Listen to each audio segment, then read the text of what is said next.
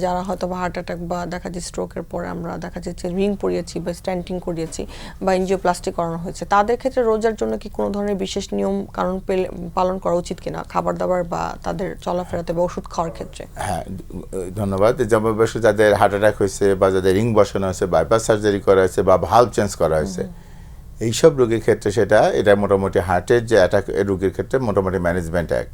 এখন এই রোগীগুলো যদি স্টেবল থাকে সুতরাং তাদের রোজা রাখতে কোনো সমস্যা নেই। এই স্টেবল থাকে, সেই স্টেবল কেন কিভাবে আছে সেটা তো আমরা রোগীর কিছু ইতিহাসও নেই, সিমটম আমরা আছে কিনা সেটা যাচাই করি এবং কিছু পরীক্ষা নিরীক্ষা করে আমরা নিশ্চিত হয়ে যায় রোগী হ্যাঁ ফিট আছে। সুতরাং এই রোগী নিয়মিতভাবে ওষুধপত্র খেতে হবে। এখন ওষুধপত্রের যে কোশ্চেনটা আসছে যে রোজার মাসে সাধারণত ওষুধ কীভাবে খাবে, সেক্ষেত্রে আমরা যেটা সাধারণত বলা হয় সে যে সকালের ওষুধ আর দুপুরের ওষুধ সাধারণত খুব কম থাকে, একটা বা দুইটা তিনটার বেশি ওষুধ থাকে না।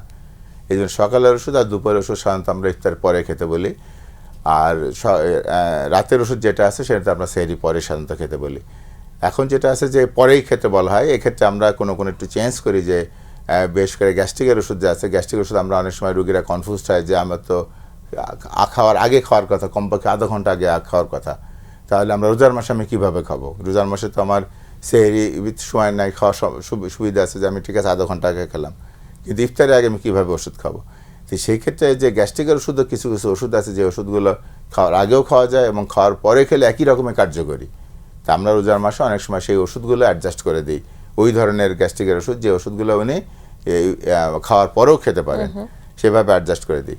আর কোনো কোনো ক্ষেত্রে কিছু কিছু আছে যে কিছু কিছু ওষুধ আছে যে ওষুধগুলো রোজার মাসে যদি একটা গরম থাকতে পারে, রোজার মাসে সারাদিন আমরা পানি পান করি না, ফলে কিছু ডিহাইড্রেশন হওয়ার একটা ঝুঁকি থাকে। তার কিছু কিছু ওষুধ আছে, উচ্চ রক্তচাপের ওষুধ বা হার্ট ফেলার ওষুধ আছে, এই ওষুধগুলো কী করে শরীর থেকে আমাদের পানি বের করে দেয়। তো এমনি যদি গরম থাকে অথবা যে আমরা পানি সারাদিন খাওয়া হচ্ছে না, ডিহাইড্রেশনের ঝুঁকি থাকে, যদি আবার শরীর থেকে ওষুধগুলো পানি বের করে দেয় তাহলে সেক্ষেত্রে আরও ঝুঁকি বেড়ে যায় ডিহাইড্রেশনের। এই ক্ষেত্রে আমরা সাধারণত ওই যে গ্রুপের ওষুধগুলো, বিশেষ করে আমরা ডায়াবেটিক জাতীয় ওষুধগুলো বলি, যেগুলো আমরা হার্ট ফেলার নিয়ন্ত্রণের জন্য অথবা উচ্চ রক্তচাপ নিয়ন্ত্রণে ব্যবহার করে থাকি, ওই ওষুধগুলোর ডোজ অনেক সময় আমরা অ্যাডজাস্ট করে দিই অথবা ওই ওষুধের পরিবর্তে আমরা অন্য গ্রুপের ওষুধ দিয়ে দিই যাতে রোজার মাসে সমস্যা না হয়। তাহলে এই জিনিসগুলো কিন্তু গুরুত্বপূর্ণ, এগুলো অ্যাডজাস্টমেন্টের প্রয়োজন আছে। আর যেটা ওই যে বললাম যে আমাদের ডায়াবেটিক রোগীদের আসলে তারা ইনসুলিন বা যদি ট্যাবলেট খায় তাহলে কী করবে?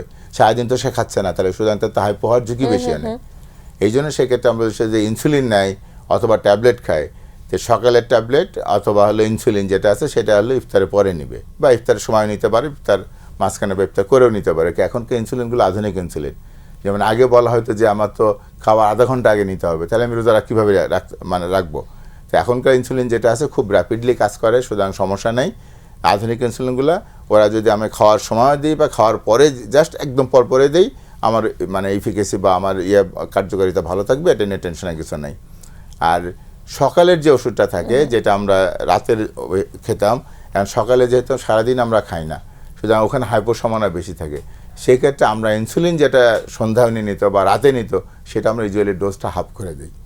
আর ট্যাবলেটে যেটা আছে, ট্যাবলেট যেটা রাতে খেত ওই ট্যাবলেটটা আমরা সাধারণত সকালে দিলে ডোজটা একটু অর্ধেক করে দিই, যাতে হাইপো হওয়ার সম্ভাবনা কম থাকে। এগুলোর সাথে এইভাবে আমরা অ্যাডজাস্ট করি।